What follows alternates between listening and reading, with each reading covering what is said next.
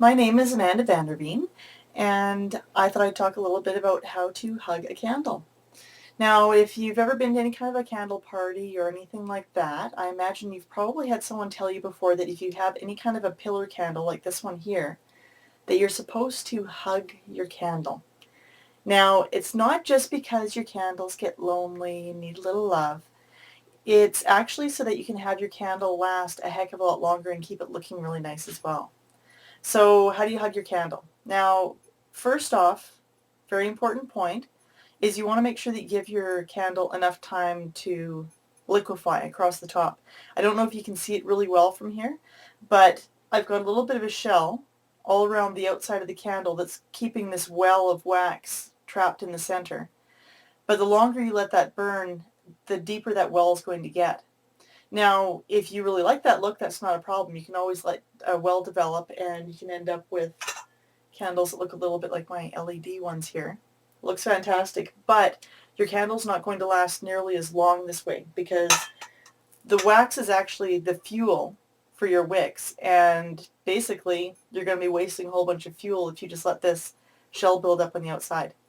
So what you want to do is you've got your little pool of wax in the center, and if you go around the outside, and I like to just kind of caress mine in a bit and kind of hug it and use my thumbs to press down this shell of wax, and I want to keep it nice and even. And I just keep on working around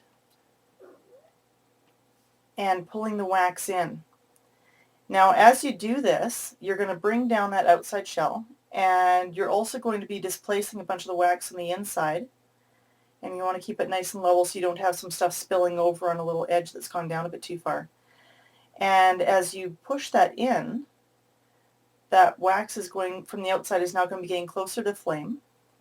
It's going to melt a bit, and it's also going to be getting into that liquefied wax.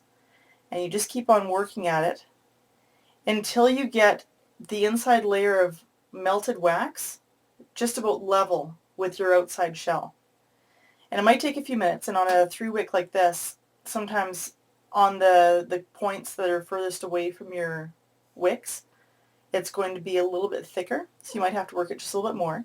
And I know some people actually like to take the back side of a spoon or something to get a really smooth edge on here, but I find that just running my thumbs across it works really nicely. And you just keep on working at it till you get it just the way you want it.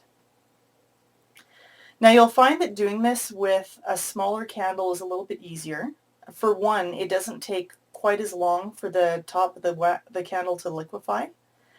The general rule of thumb is you want to let your candle burn for approximately 1 hour for every inch across that your candle is. So this is a 6-inch candle in diameter. So this candle's been burning for just over 6 hours to get that nice pool all the way across the top here. And that's what's going to be a real key factor in getting being able to hug your candle efficiently. Now, I know not everybody has time for one of these big 3 wicks, and that's why they call these a candle lover's candle, because you have to be able to leave it burn long enough. And it does take a little bit more time as well to give it a really nice, even hug.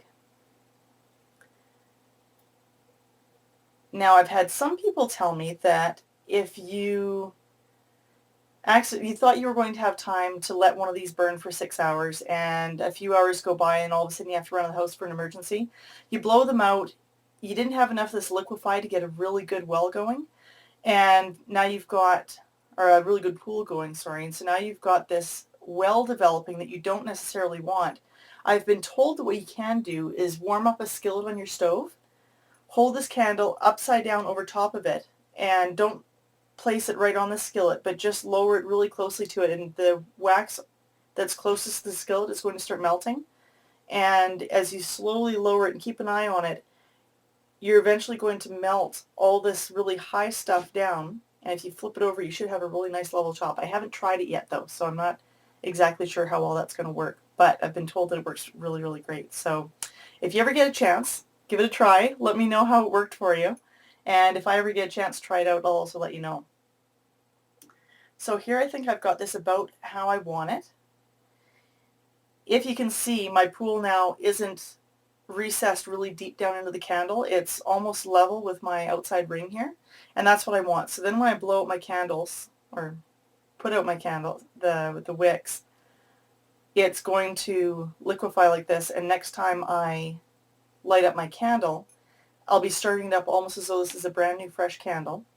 It's not going to have a big well developing already. And another bonus is that I've now raised up the liquid wax that's in the center, so I'm not going to have to worry about, on my smaller pillars, trimming my wicks quite so much. You always want to make sure your wicks are trimmed to about 1/4 of an inch to get your ideal burn on your candle, so you're not going to get a bunch of soot blowing off everywhere, and also so that you have the wax burning efficiently out of your candle. So that's how you hug a 3-wick.